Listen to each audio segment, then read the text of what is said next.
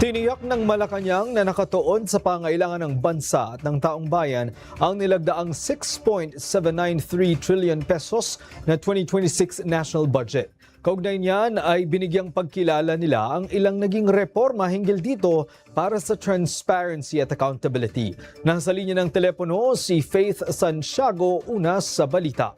Faith?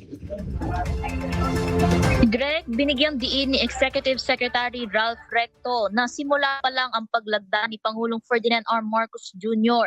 Ayon kay Recto, ang tunay na salik ay ang implementasyon ng 6.793 trillion pesos na 2026 national budget. Dito aniya papasok ang ehekutibo at ipinangakong titiyakin nilang mapapakinabangan ng taong bayan ang pondo para sa ngayong taon.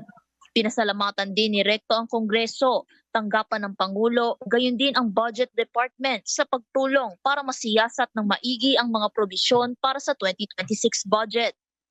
Binigyang pagkilala rin sa presscon ang makabuluhang reformang isinagawa ng Kamara at Senado para sa mas transparent at accountable na proseso ng pondo.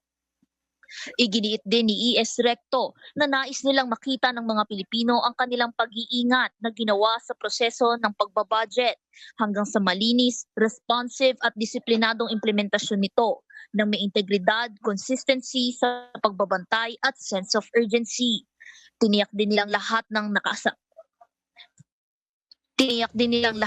nakasaad sa batas ay nakabatay sa tunay na pangangailangan at tapat sa sambayan ng Pilipino, gaya ng edukasyon, serbisyong pangkalusugan, agrikultura at serbisyong pampubliko. Samantala, vinito ni Pangulong Ferdinand R. Marcos Jr.